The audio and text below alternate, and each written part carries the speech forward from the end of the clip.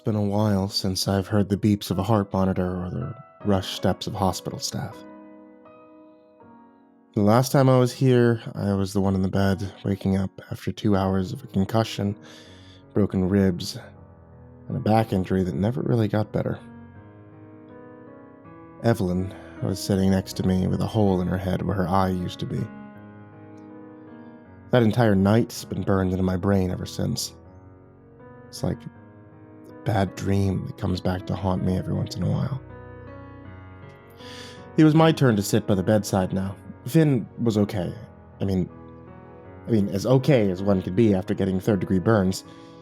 He can't use his left arm for a while, but at the end of the day, he didn't lose more than a few patches of skin and some feeling on his left side. Once the pain medicine kicked in, he spent most of his time complaining that his facial hair would never grow in right, and wondering if this would finally kick his smoking habit. I wish I had his strength, His ability to look fear in the eye and decide that he's stronger than whatever brings him down. It's really something. Meanwhile, I'm still having nightmares about something that happened years ago. They said they'd keep Finn overnight and then probably release him in the morning, with a strict regiment of keeping his bandages clean. I was surprised they'd let him out so soon, but looking around I can see why. The hospital was far busier than I'd ever expected. The emergency room was filled to the brim, people coming in with all sorts of freak injuries from the earthquakes, snowstorms. These weren't all people from Pine Haven either, people from the other side of the mountain. They were all whispering, mentioning strange lights, holes in the dirt, weird new folk showing up in town. I hate to admit it, but our problem was beginning to spread. I sat there, scrolling through my phone, checking my messages every few moments. Nothing. Starting to get worried. Finn grunted as he adjusted the pillow, giving a long sigh when he finally leaned back again. "Expecting a phone call?" he asked. I looked up, stammering quietly. No, not really, I answered. Just hoping things back in town are okay. Finn gave a soft laugh. "If they weren't okay, I'm sure would know by now." He winced a little. He took a deep breath, rolling that burned shoulder. "Lynn knows what she's doing. She's got her big girl pants on. If something goes wrong, she knows who to call. Give your blood pressure a break, but you make me anxious just looking at you." I snorted under my breath. He was right. Offering one last glance at the phone, I finally let the screen go black, stuffing it back in my coat pocket with the sound all the way up just in case. For a brief moment, I let my eyes wander to the window where the snow was falling heavier now, covering the roads and obscuring the lights of distant traffic. Finn started. "I've been meaning to apologize. I know that I keep a lot of things from the two of you. Things that would have been helpful to know a lot earlier. About the forest, what we do out there. It was wrong to keep it a secret." I turned back to Finn and moved my chair a little closer to his bedside, dropping my voice. "Nothing stopping you from catching me up to speed now, though, right?" Finn wore a tired smirk, rolled his eyes. "Can't get nothing past you," he commented with a chuckle. For a long moment he was silent, looking out the window at the snow and the distant trees. "People know. It's not really a secret anymore. Not since the day the fog rolled in. But people have been seeing, experiencing. It's getting smarter every day, we think. That's why we're trying to burn the bodies, so they can't keep multiplying. You saw how well that worked out." The entire time he spoke, I'd been wringing my hands and letting one of my legs bounce anxiously. I didn't like any of this. The idea the forest was starting to learn ways around our tricks was a terrifying thought. Brought up the question of what we should do if all of our usual methods stop working. "Has this happened before?" I asked. "The forest. Has it outsmarted us in the past?" Finn nodded his head slowly, eyebrows cinched together in pain when he moved his neck. Yeah, it has," he said. "The bell used to be an actual bell, You know that, right? Right. They didn't like the sound. Didn't take long for him to figure out that bringing down the bell tower would make it go away. Foggy weather came around, the whole operation would go under, military would get involved, folks from old Pine Haven. They rebuilt and rebuilt dozens of times before the radio tower went up in the 80s. Finally brought some stability. My pulse quickened when I thought about the earthquakes. Those shakes in the ground underneath the watchtower. He was starting to lean more and more every day. When there was the night of the fog, the night my doppelganger almost lured me away, leaving the station without an operator. You think the forest is going to try again? I asked with a sick feeling in my stomach. To bring down the tower. Finn wasn't looking at me anymore. He was staring out the window, watching as the frost covered the glass and turned the night sky into a hazy gray. I think it already is, he said simply. We didn't say much for a long while after that. Finn looked into the snowy horizon. I looked down at my shoes, and we just sat there in silence. Together, but miles apart. Then he spoke again. Stephen, he said quietly. My first name. Stephen. I couldn't help but chuckle. So many years of mystery solved, and so simply. Nice to finally meet you, Stephen. Mind if I keep calling you Finn? I'd prefer it, actually. Full name never really suited me. He wore a tiny grin, finally looking over at me. You should go home, buddy. You look tired. I cleared my throat and straightened up my chair, hands on my knees, just trying not to slump over. I'm fine, really. I can stay until they... Shut your mouth, Esperanza. Finn chuckled weakly. Go home. Clean up. Sleep in your own bed. I'll let you both know when they said I can leave. Don't worry. I'm safer here than either of you. It was like a vacation for me. I wasn't going to argue with him.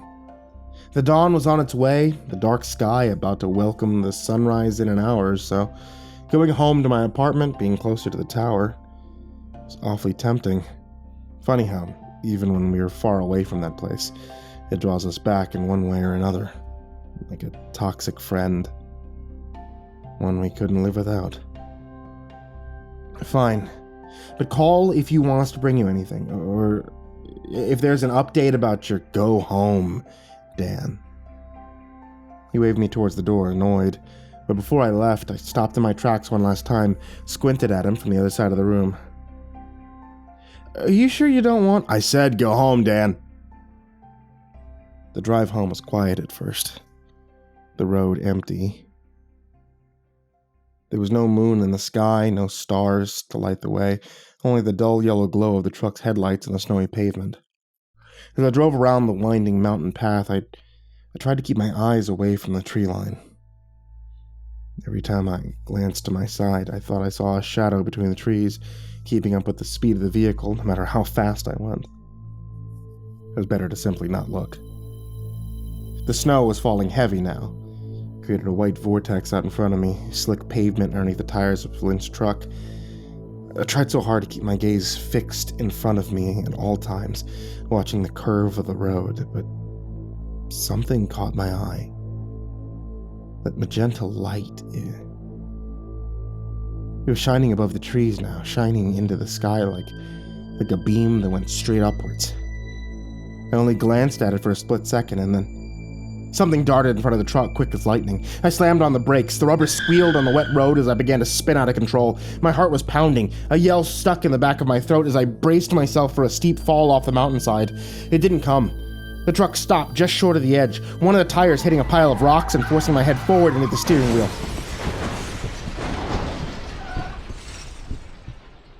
My ear was ringing. My head was aching. The radio station was just static. After I caught my breath, I stepped out of the car on legs that felt like jello. Shivering from a mixture of anxiety and the cold air, I walked out into the road and squinted my eyes in the darkness, expecting to see some startled traveler or injured animal staggering away. At first, I didn't see anything. No animals, no people, and then I heard a rustle in the bushes. At the tree line, a dark figure stood silently, just watching me from afar with brilliant white eyes. The moment turned my head, it began to walk back into the woods, disappearing between the pines until I was alone on that cold, snowy mountain once more. I guess he wasn't really gone after all. When I got to my apartment, I got rid of my shoes, my hearing aid, and I let myself rest in the comfortable quiet of a lonely room. I checked my phone one last time. Nothing. I texted Evelyn a message. I'm home now. Finn is okay. Do you need me to come up there? It took a while, but she messaged back eventually, simply saying, I'm fine. Get some sleep. In hindsight, that message should have been my first hint that something was wrong. It wasn't like Lynn to not have at least one outrageous thing to say.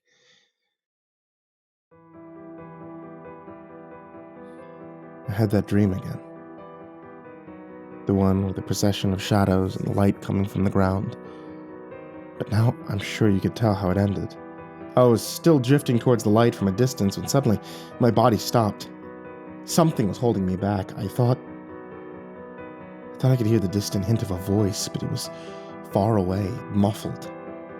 It wasn't until I felt hands grab my shoulder that I began to fall out of the dream and back into my own freezing, cold, solid body. My eyes flew open. I was standing out in the street, barefoot, dressed in a pair of pajama pants and no shirt. The snow went up to my ankles. I was shivering from head to toe. An older man was shaking me by the shoulder, snapping his fingers in my face to get my attention. Son, ain't you freezing? His voice sounded far away, but I could read his lips. You hearing me, son? I nodded my head, brain still catching up as I looked around at the cold, white world that surrounded me. The old man just shook his head and kept walking, too impatient, too tired to deal with the problems from some strange, half-naked man wandering around in the snow. The walk home was humiliating, but not nearly as upsetting as the thought sitting in the back of my head. What would happen if I reached my destination? What would happen if there wasn't someone to stop me from falling in? The sky was cloudy, the streets quiet. People were leaving, more and more of them moving away every day since the fog invaded the village. I got home, cleaned myself up, and checked my phone,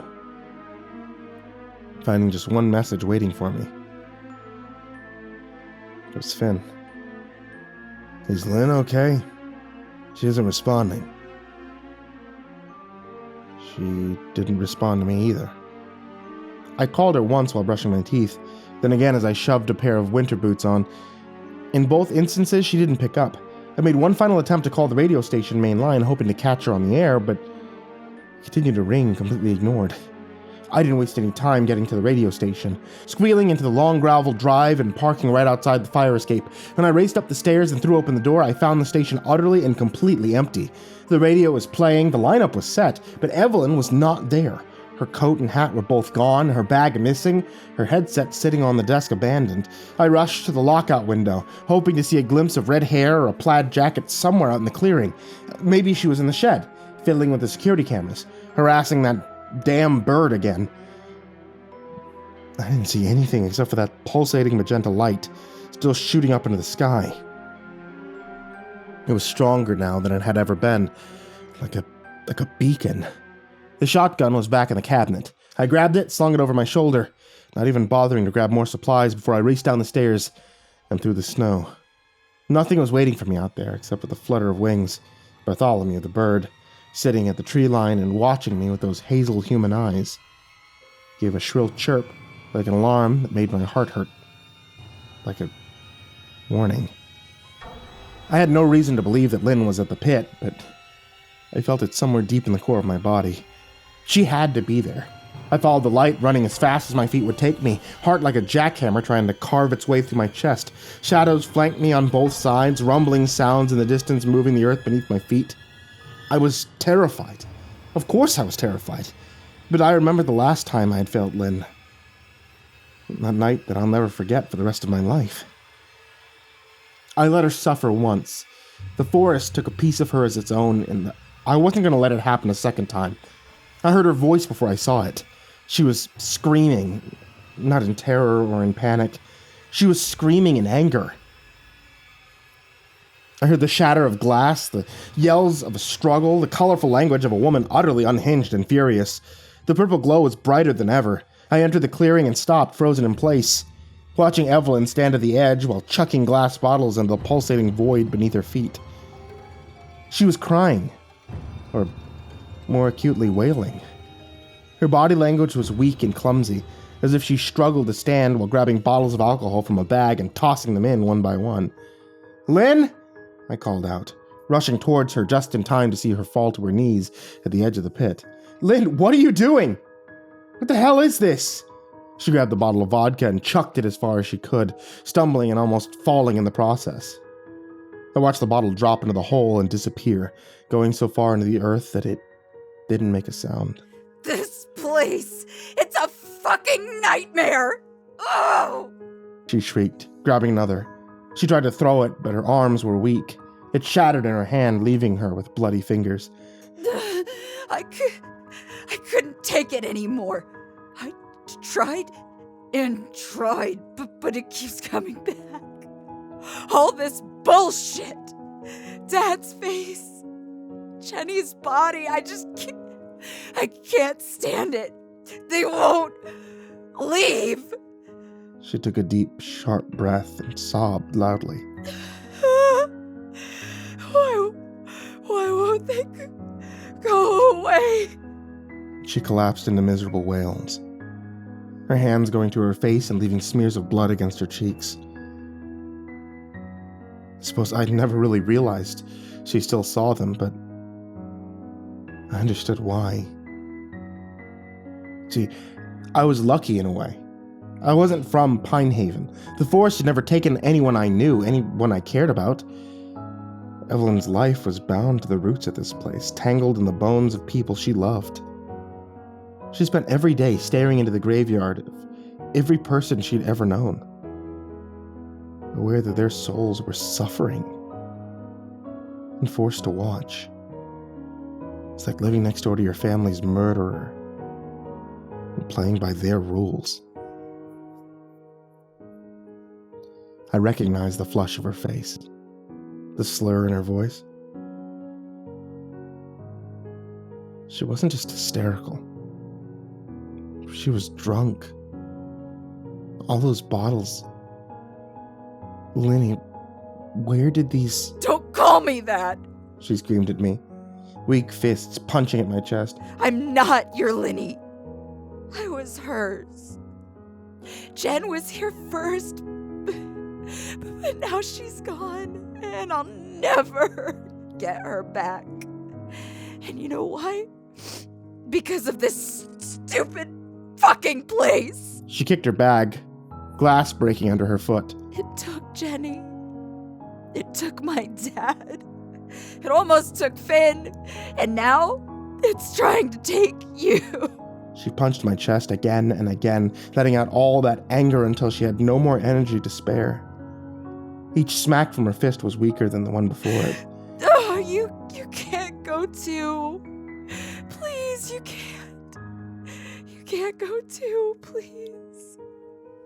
I grabbed her wrists, holding them still as she finally leaned her head against me and sobbed into my chest. Hey. Shh. I shushed her softly, rubbing the center of her back. I wasn't gonna. I'm staying right here. Just breathe, Evelyn. Breathe. No one's going anywhere. She bonked her head against my shoulder, squeezing me tight just to have something to hold on to. I could imagine her world was spinning. Those memories of abandonment, rejection, all flooding back while her mind was soaked in booze. She just needed that one stationary, reliable thing to keep hold of before she fell, like a carousel out of control. Nothing that goes in there ever comes out. That's why it's calling you, Danny.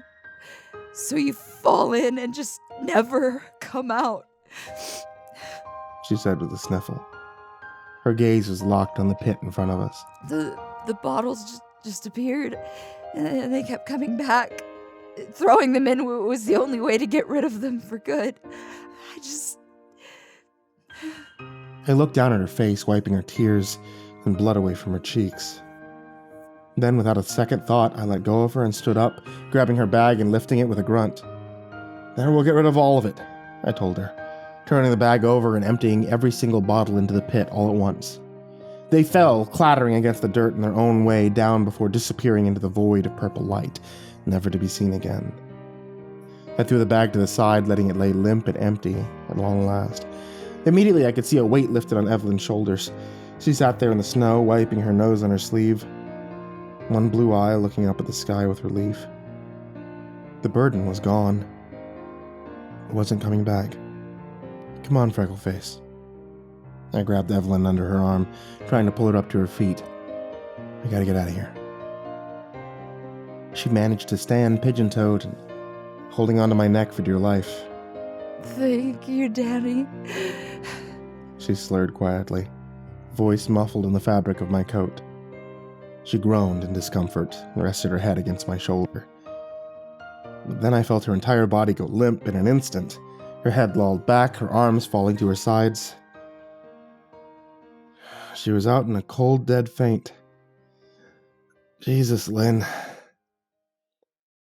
What the hell am I going to do with you? You could just leave her here. The moment I put her down long enough to adjust my hold, I heard something from between the trees. It was that voice again. My voice. It was like a malicious hiss in the wind, whispering through the pines from no direction in particular. So many of your problems would be gone. No one to stress about. No one to make a mess of things. No more stupid mistakes. Or are you afraid you'll be lonely without a pet alcoholic to take care of? I stood and turned, facing my shadow from across the pit. He was standing there, mimicking my movements, following me like a mirror image from side to side as I stepped around the cavern. The way he moved was like an old recording, jittery and fuzzy around the edges. "You're not real," I pointed at him, and he pointed back. "You're just a trick of my mind trying to help you," the shadow said. He stopped mimicking my movements, standing completely still. I noticed that bristle in his shoulders again, the way he seemed to puff up, as if spines were coming out of his back like a disguise, slowly beginning to slip. "There's no trick here. I'm just saying what you're thinking, what you won't admit out loud.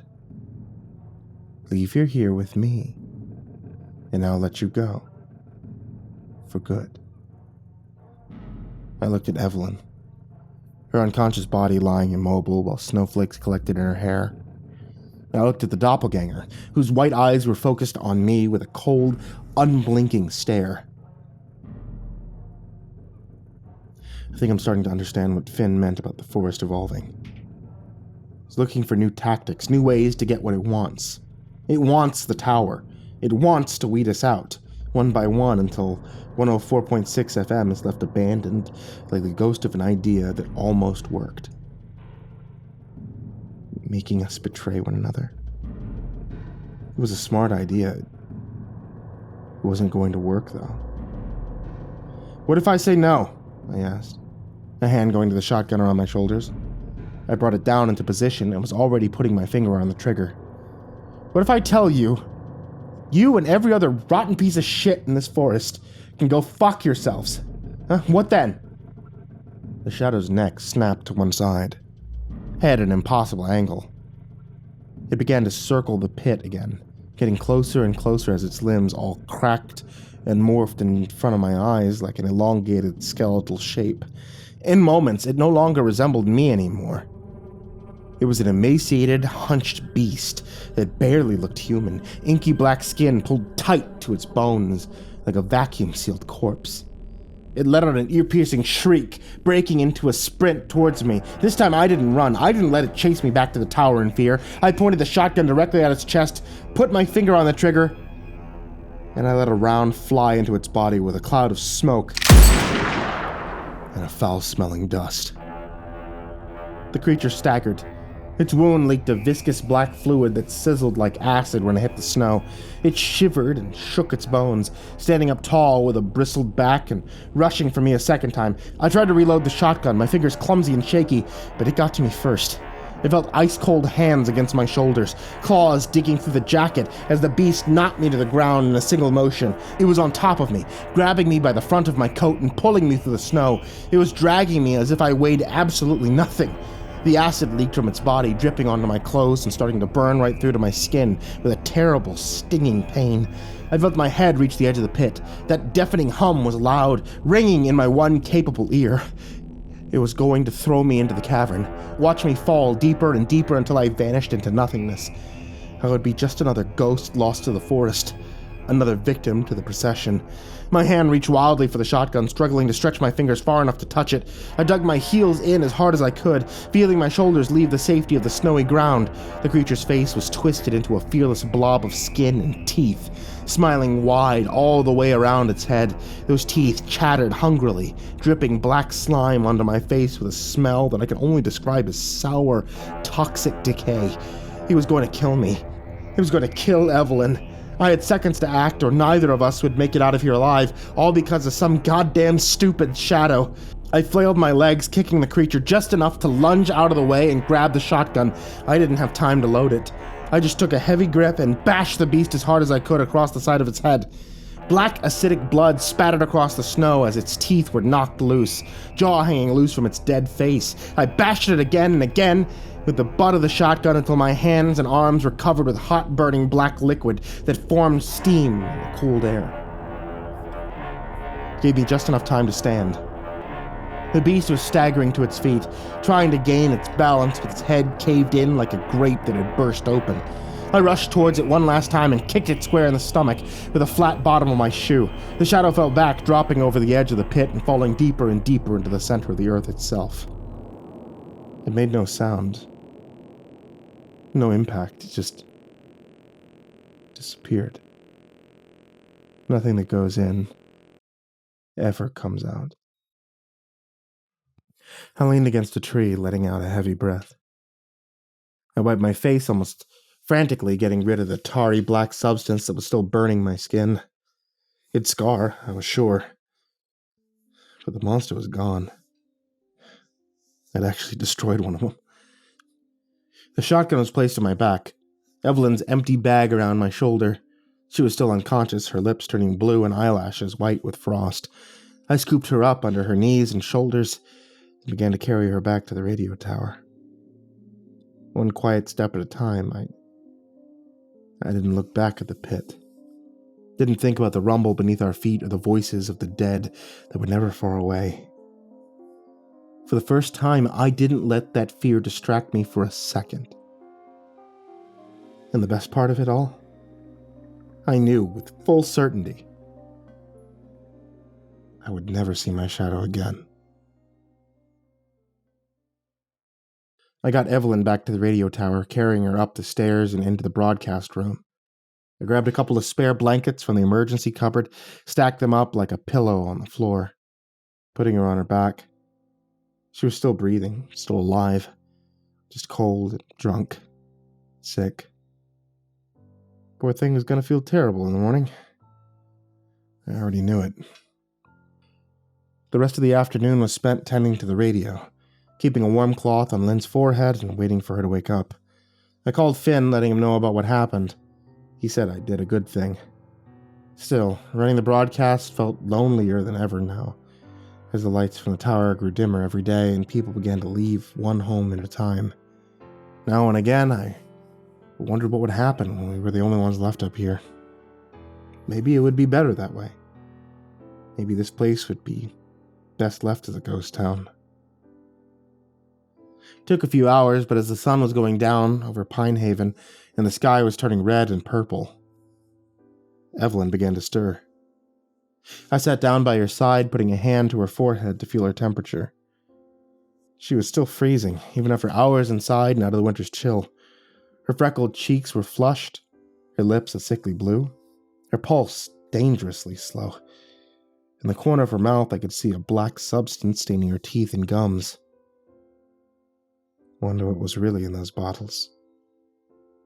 Hey, I spoke softly. Hey, Lynn, you with me? She grumbled, one eye cracked open and looking around the room before focusing wearily on my face. She looked confused, half between this reality and another. Hey, Danny boy. She gave me that old familiar greeting, her raspy voice softer than it had ever been. How long was I asleep? 50 long years, I lied, giving her a shitty smirk. She scowled at me and lazily smacked my arm. I'm kidding. Just a few hours. How do you feel? Like stale dog shit stuck to the tire of an 18-wheeler. She stuck out her black-stained tongue, still looking half asleep and hardly able to keep her eyes open. Her words were slurred, hoarse from screaming into the winter air, but I guess she still knew how to turn a phrase. Yeah, well, it's a very specific feeling. Jerk. She grimaced, likely sore and nauseous and dizzy. She was shaking with fever, and I noticed the dark color of her fingernails turning blue, even in the warm room. I tried breathing against her fingers to warm them up, but it didn't seem to be working. Are you mad at me? She murmured, a look of shame and disappointment on her face. I knew what she was referring to. She fell off the wagon in the most spectacular fashion I think I could possibly come up with. No, I'm not mad, I told her. You scared the hell out of me. Thought you were going to get yourself killed, but I wasn't mad. She went quiet for a long moment, just staring off into space. I could see her single brain cell bouncing around in her head as she remembered those moments in the woods. Those things she said. The feelings she felt. I didn't mean it. She finally spoke, voice quiet and low. Those things I said, it wasn't true. Comparing you and Jenny. It's just being here where she died every day. I miss her so much, you know? I nod solemnly, breathing out a sigh. Yeah, but I know. Evelyn's lips quivered. She hesitated a moment as if looking for the words before her little pinky finger curled around mine. But I think if you were gone, I'd miss you more. So, don't go anywhere, okay? Pinky swear. I felt a tightness in my chest. It was a strange mixture of sorrow and almost some kind of relief. It was a cruel relief, wasn't it? Didn't like the idea of dying just to break Evelyn's heart, but just to know that there was someone out there who would miss me if I was gone, someone who was afraid of actually losing me. It almost felt good in a sick, twisted sort of way. You can't get rid of me, you know that already, I told Evelyn, forcing a sad smile. I'll always stick around. Pinky swear. It'll be like a stubborn weed or a bad stain on your favorite shirt. Evelyn chuckled sleepily. I hate doing laundry anyway. She sighed, her eye half closed and weary. She was growing paler, her skin almost transparent, and the blue of her veins peeking through. I'm sorry I punched you, by the way. Wasn't very nice. I snorted. It's all right. You're rarely very nice. And besides, your shitty little baby hands didn't hurt me. She actually smiled then, even if it was pitiful. Even if she was exhausted and sick. I heard a dry chuckle as she gave me that stupid, crooked grin of hers, smacking me limply on the arm. You're an asshole, she whispered. But there was sweetness behind the way she said it. I think there always was. Same to you, Lynn. Same to you. This is Daniel Esperanza at 104.6 FM. I don't want to get ahead of myself here, but I think for the first time ever, I did something worth being proud of.